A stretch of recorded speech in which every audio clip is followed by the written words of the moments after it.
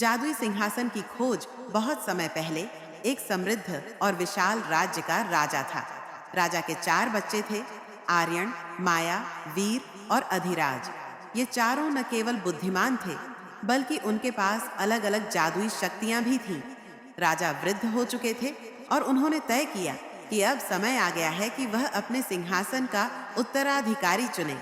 लेकिन वह इस बात को लेकर असमंजस में थे कि इनमें से कौन सा बच्चा सबसे योग्य है। इसलिए राजा ने चारों बच्चों को एक कठिन परीक्षा लेने का निर्णय किया।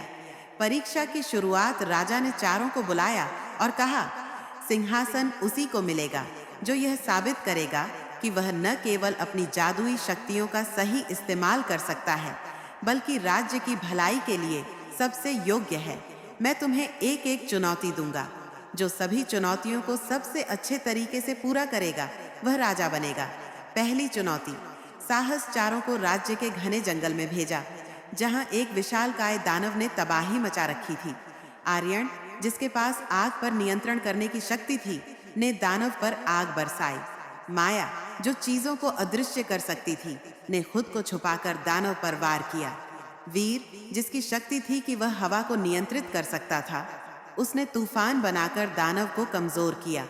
अधिराज, जो सभी जानवरों से बात कर सकता था, ने जंगल के जानवरों की मदद से दानव को शांत किया और उसे अपने रास्ते पर लौटने को कहा। दानव बिना किसी नुकसान के चला गया।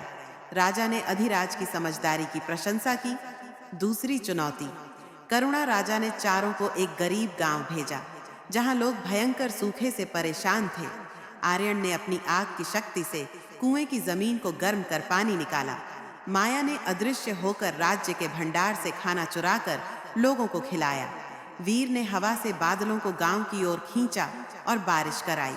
अधिराज ने गांव के लोगों को मिलकर खेती करने और जल संचय की योजना बनाने में मदद की।